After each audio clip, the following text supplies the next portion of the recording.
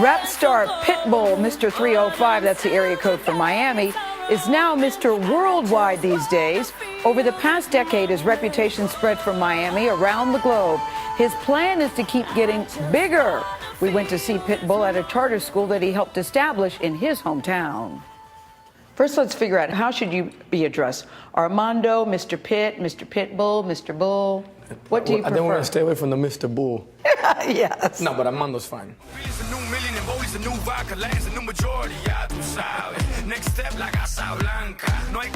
Armando Christian Perez is a world-renowned performer, rapper, and singer. He has sold more than 5 million albums worldwide and scored #1 hits in 15 countries, including here in the U.S. He's been selected to sing at the opening ceremonies of this year's World Cup. That's huge. His given name is Armando, but everyone knows him as Pitbull. I mean, brilliant. Why Pitbull? People think of them as such vicious dogs. Why do you do Exactly. Saint Bernard, Cocker Spaniel, Exactly. Dachshund? Why Pitbull? Pitbulls always fought a stereotype, which happen to be some of the sharpest and most loyal dogs out there. They don't understand the word lose. It's not a part of their vocabulary. They fight to the death, right? And they're outlawed in Miami-Dade County. So Saint Bernard wouldn't have the same effect. No, I don't think so. Mr. Poodle. I don't think people are going to listen like that. Poodle would. The Miami-born, Miami-proud Pitbull is becoming a global brand. He has sponsorship deals with companies from Dodge to Dr. Pepper. He has his own line of vodka, a cologne for men and women, and a partnership with Playboy. He approaches his career with a focus of a CEO. And when we speak about goals, I shoot them out there every year, which I started in 09. 09 was freedom. Freedom, then. That's when I went back. 10 was invasion. 11, build empire. 12, grow wealth. 13, put the puzzle together. 14, buckle up. 15, make history. 16, disruption. Pitbull grew up in Miami's Little Havana. The son of Cuban immigrants, he credits his mother for raising him. My mother started listening to Anthony Robbins. So around 5th grade. Tony Robbins. Yeah. Sure enough, it became subliminal. You start hearing it's not losing, it's learning. It's not failure, it's opportunity. It's not a problem, it's a solution. As for his dad, well, he wasn't around much, but he too was a profound influence. I want to talk about your dad, because your dad had some issues with the law, let's say. Your dad was involved in drugs. And your dad had with you what I call a come to Jesus meeting with you. What did he say to you? That's a good one. One day he seen me doing something under a car, and he pulled me to the side and he said, hey, come on here. What were you doing under the car? I'm trying to put it right, but I'm just gonna tell you what it is. I was taping pistols to the bottom of the car. Okay. So he said to me, ¿Cuándo tú eres mecánico? Since when are you a mechanic? I'm like, oh boy. He said, you keep doing what you want to do. It's your life. But 2 ways this is gonna end up. I'm telling you right now. And he said, dead or jail. Was that a turning point for you? It was a huge turning point. Now let's stop time and enjoy this moment. Another turning point was the encouragement he got from a high school teacher. She had seen him rapping and watched as big crowds gathered around him.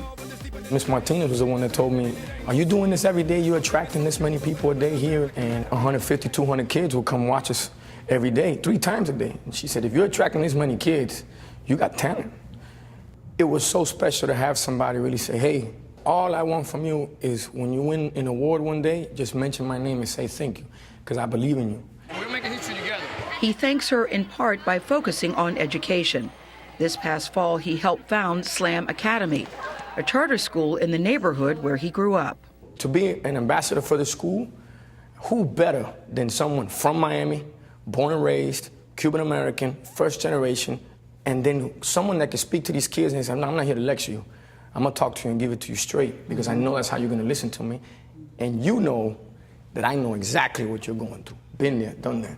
If somebody had tried to do that to you at this age, would you have heard the message? If there was Pitbull in front of me, absolutely. Keep knocking it out the park, all right? Well, I thought it was interesting that there wasn't a music bent to this school, that it's sports, leadership and management.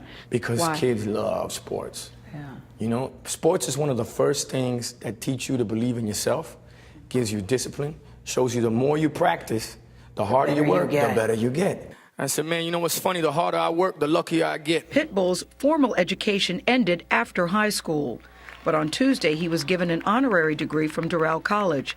an achievement he says belongs to the women who raised him, his grandmother, his aunt, and his mom. This paper somehow, some way justifies you guys raised me right, taught me well, and taught me how to survive and apply all those general principles, morals, manners that you guys taught me how to do. Because at the end of the day, you're talking to somebody that a woman made me a man at the end of the day. So that piece of paper was, thank you guys for all the hard work. Maya Angelou said, who recently passed away, that success is one step towards liberation. Do you feel that? Absolutely. She's on the money. And there's another one that she says, when someone shows you who they are, believe them. The first time. That to me, When did you know you were a success? When was that moment? growing up the way I grew up and looking for that escape, you always fear that somehow you might end up back there one way or another. You feel that now? So I always do. It's hard for me to say, yes, I'm successful. Yes, this is success. Thank God that we've reached a certain level, but I don't want to plateau by saying that, I would say. I get that. I get that. I think there's so much more to do. I get it. And we have another saying in Spanish, pasos corto, vista larga, which is short steps, long vision. You know, and that's the way I feel about everything that we got going on and success. What's great about that is that you were so much, both of you, in the moment. Yes. No, listen, I didn't know him. I love his music, and I've just watched him as he's evolved. But he is so smart. He's known for his very dapper style. He always dresses like that. He said that's one thing that he got from his dad. And his slogan is Dale, which means go for it, go for it. So I've been driving everybody crazy. Dale, Dale. And what was impressive about him, when he went to that school, guys, some kids came up to him, but those kids kept playing basketball. He is there so much. It's not a photo op. He is there so much that it's no big deal when they see him walking through the halls. He's very special. And I love that he credited his mom and his aunt and his grandma, saying, a woman made me a man. Yes. Dale. Dale. I like it. All right.